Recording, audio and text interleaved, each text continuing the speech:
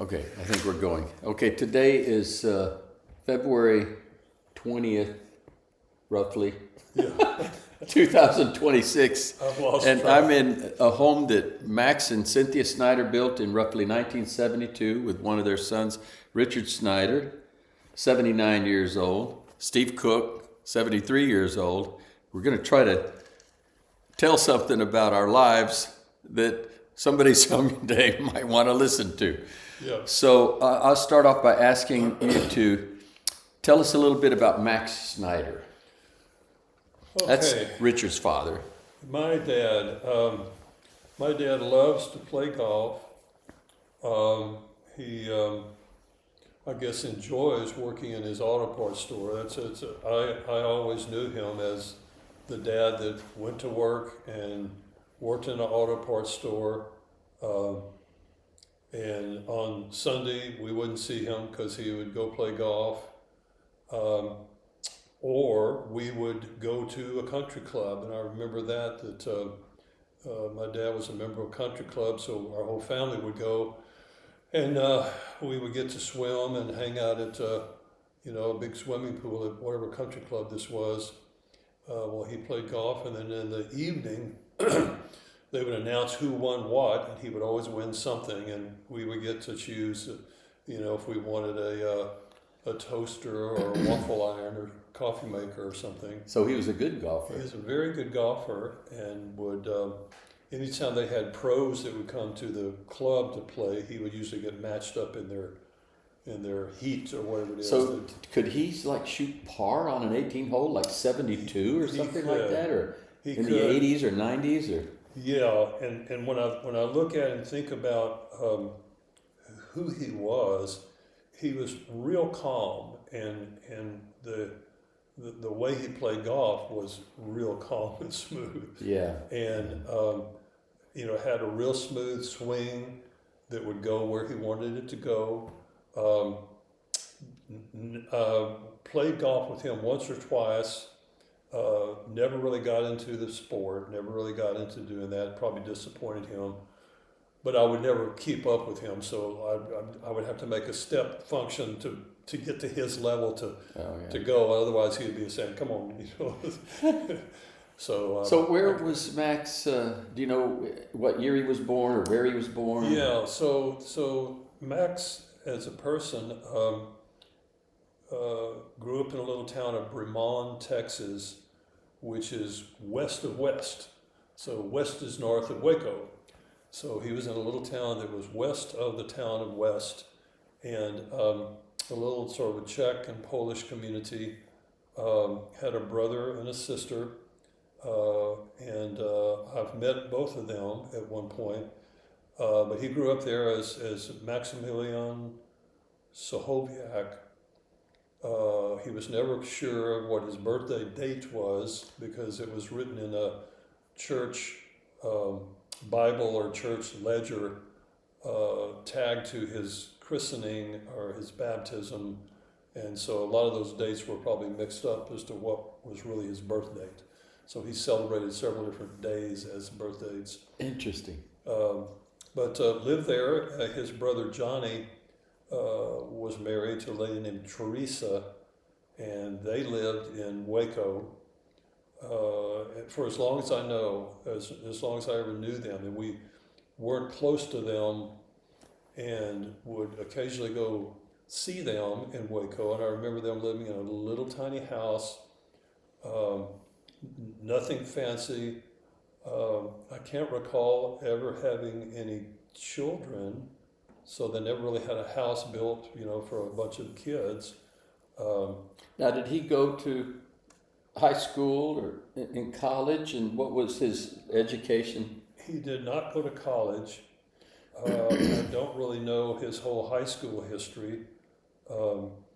It struck me that most of the kids that were sort of in his little environment and situation, would have some basic school and then go get a job somewhere. Yeah. Um,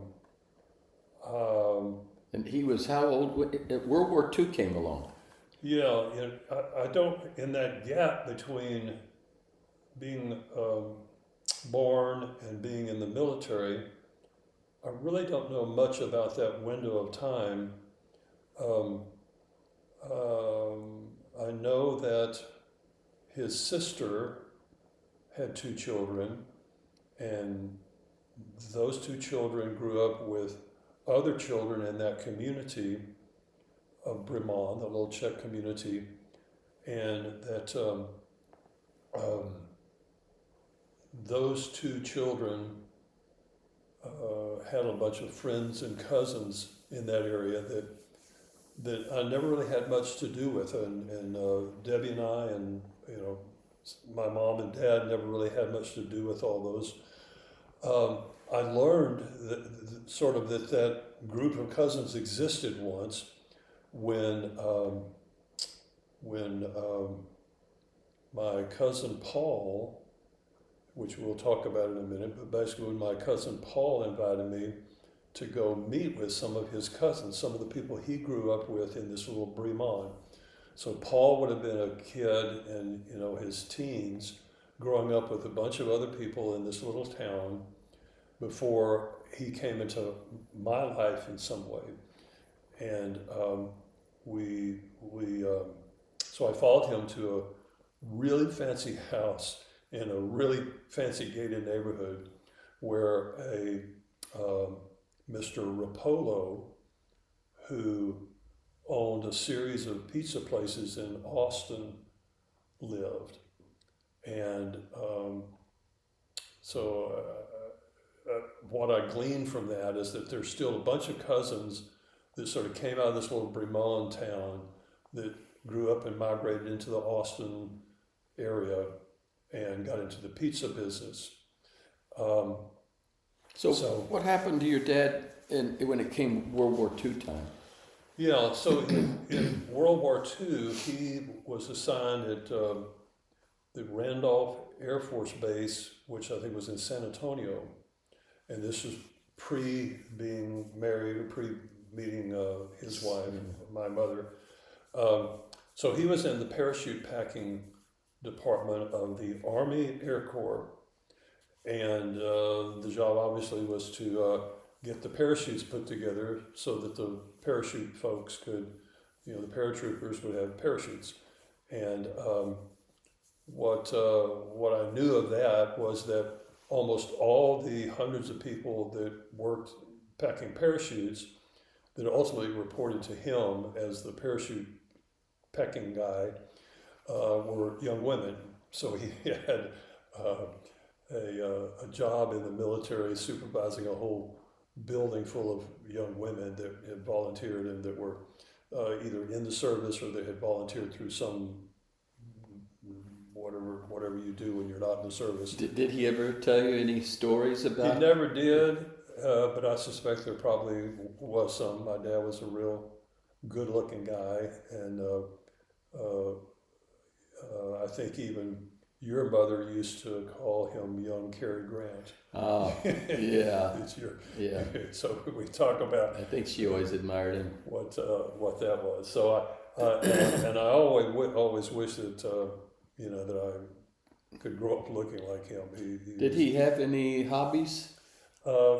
His only hobby was playing golf, and coin collecting. And later, the coin collecting came out of one of the things he did. Again, and did he play a violin or something? Yeah, when he was living in Bremond before the service, there was a little country group that actually got a little bit of radio time. He never said the name of what it was, but there was a little group where he would play the fiddle and kind of fiddle with some country western fiddling and be on the radio in Waco. And then at some point got into the service, and when he got out of the service, which we'll talk about that gap, but basically when he got out of the service and got into business, he had a automobile parts house, like selling new car parts, and ultimately had 3 coin-operated laundries. And that was all in Corpus. Which Corpus Christi. Yes, in Corpus Christi, and gave him access to have to collect like bags of quarters and dimes and Yeah, okay. and stuff. Come So out of the that kind of machines. got him looking. I think he never really studied much or really shared much about coin collecting, but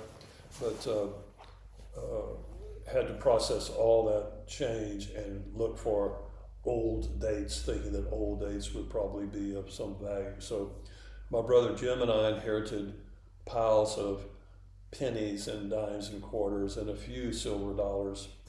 And um, so I'm trying to think of what else. So at the end of the Well, while actual, you're talking about the coins, one of my really dear memories of your dad was he gave me a silver dollar. He gave each of me and my brothers Really? a silver dollar. And this is, between my birth in 52 and 1960 or 62 when we left. And I was just a little kid.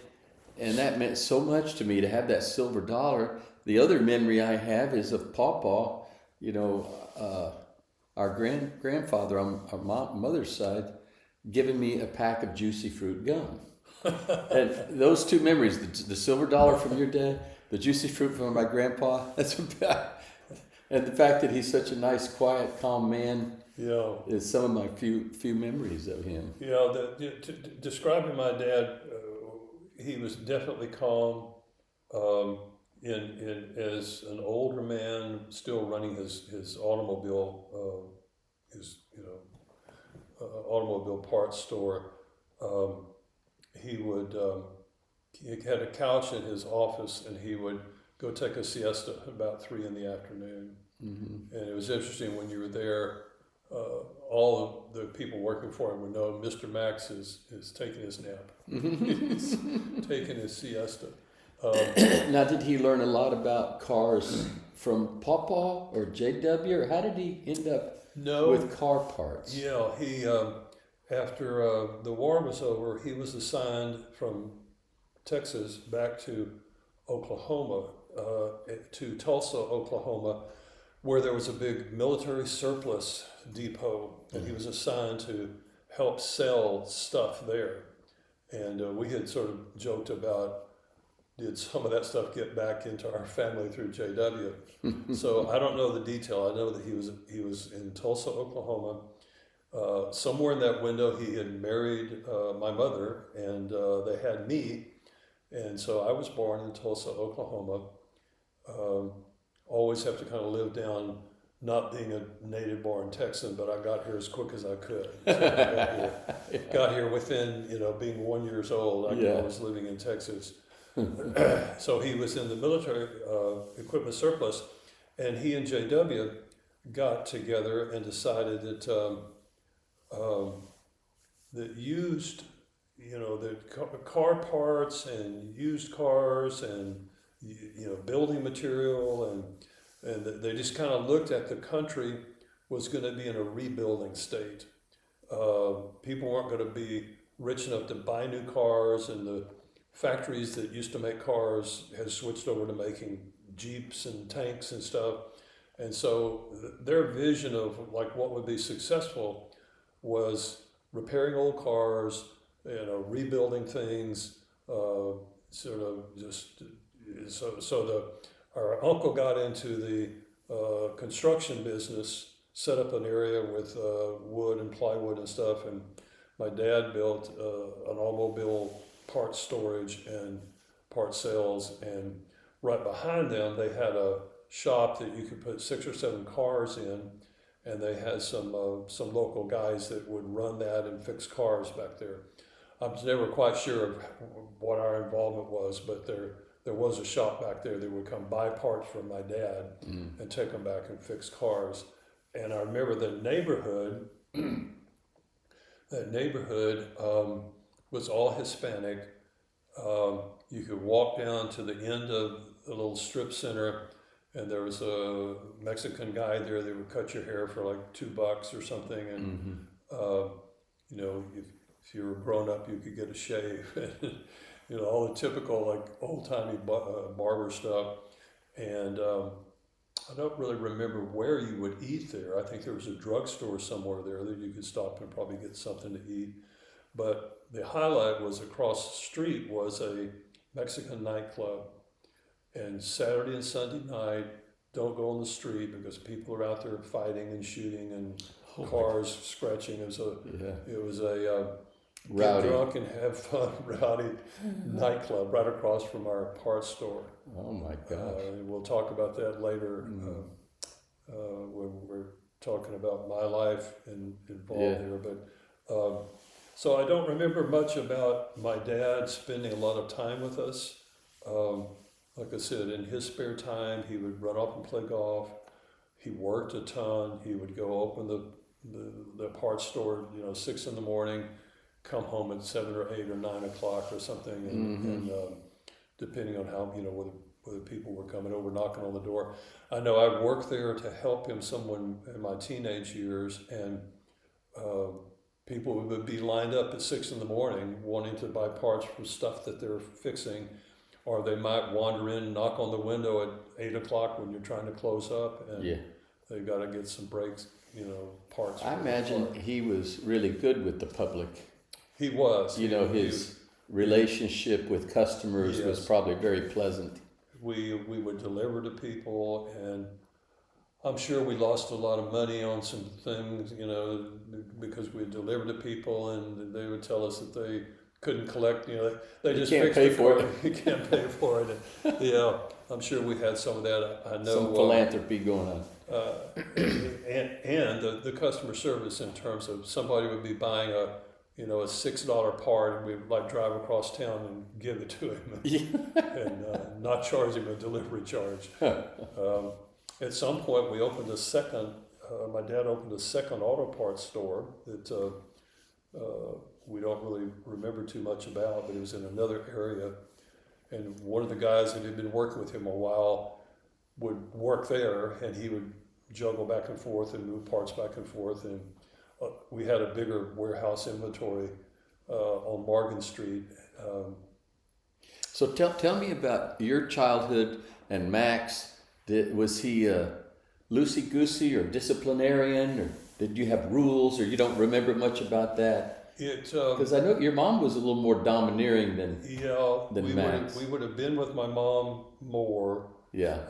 She would be the one that would, discipline something. I don't know that it was ever a threat of wait till your dad gets home. I don't think we ever had that. I think it was like, if Dad came home, he would be like, I'm going to get this belt and hit you a couple of times. And, he'd say that? It's like he wouldn't, we would never be afraid that Dad was coming home to take care of us, to discipline us. So he was just so nice and easygoing. Well, is there more about your dad you want to share, or do you want to switch to Cynthia? Let's switch to Cynthia. Yeah. And her origins and whatever you know about it. Yeah, so we know Cynthia came out of the house in Athens with all the brothers. She was the biggest sibling of all the children of JW and Jean and Beth and Lawrence. And the key things I remember about her youth was she... Was she born in Athens? She was born in Athens, from what I remember. I don't know that they lived anywhere else. They had a little house built up on bricks or something that was a few feet off the ground. Definitely sort of pyramid beam up on some bricks, and it was in the country, and it was pretty rural, and the land near there would grow, I don't even know what, peanuts or something pretty to me boring. I mean, there was no orchards of vines and whatever. This was peanuts and grubs, or maybe potatoes or something. And I remember her early, probably at 14 or 15, teaching in a little school. So like at 14 or 15, you were grown, and you could go teach, in a school, which was probably mostly your siblings or your cousins. At 15 or 16, That's amazing. her dad, JJ, had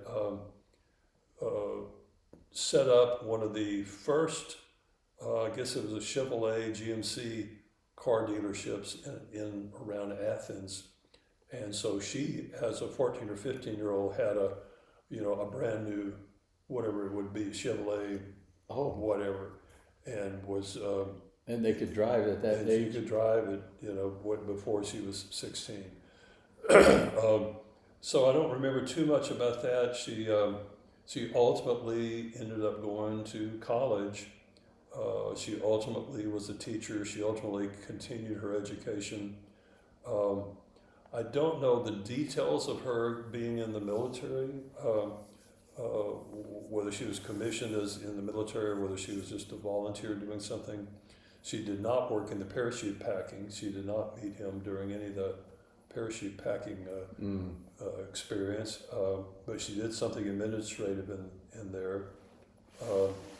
There is some weird story that's floating around that we need to see if Jim might remember, of Cynthia having something to do with cleaning a big bomber airplane, a big airplane that was bombing. That was one of the two planes that carried bombs to Hiroshima.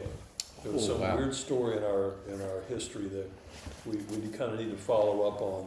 That I don't know whether Cynthia told the story that it was part of a crew that cleaned the plane, and that later, a few days later, they heard that we had bombed. We had dropped the atomic bomb. But what I remember first as a kid was,